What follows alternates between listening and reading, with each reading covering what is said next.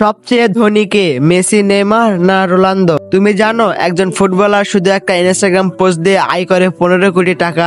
আরেকজনের শ্যাম্পুর ব্র্যান্ড এত বড় সেটা আলাদা একটা কোম্পানির মতো।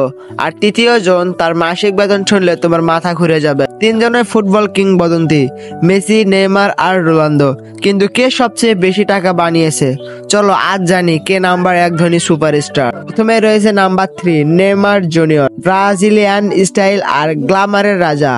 আল হিলাল ক্লাবে যোগ দিয়ে পেয়েছেন বিশাল এক চুক্তি, স্পন্সরশিপ, নাইকির বদলে পুমার সঙ্গে গাঁটছড়া, তবুও মোট সম্পত্তি $250 মিলিয়ন। এই তালিকায় তিনি নাম্বার 3-এ। Number 2 Lionel Messi. বিশ্বকাপ জয়ী এই আর্জেন্টাইন বর্তমানে খেলছেন ইন্টার মিয়ামিতে। অ্যাডিডাস, পেপসি, হার্বস লাইফ আরো কত ব্র্যান্ডের মুখ। মোট সম্পদ প্রায় $650 মিলিয়ন।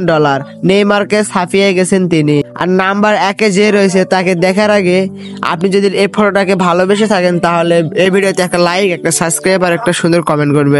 নাম্বার 1-এ রয়েছে ক্রিস্টিয়ানো রোনালদো। এই লোক শুধু গোল নয়, টাকা ছোড়েন। ইনস্টাগ্রামে সর্বোচ্চ আয়, নিজের ফ্যাশন ব্র্যান্ড CR7 আর সৌদি ক্লাব থেকে বছরে $20 কোটি আয় করেন। সব মিলে সম্পদ $700 মিলিয়ন কাছাকাছি। ফুটবল দুনিয়ার সবচেয়ে ধনী প্লেয়ার রোনালদো। টাকা পয়সা দৌড়ে সেরা 3 ছিল নেইমার, মেসি, রোনালদো। এখন বলো টাকা না ট্রফি, তোমার কাছে কোনটা বড়? কমেন্টে অবশ্যই জানাবে।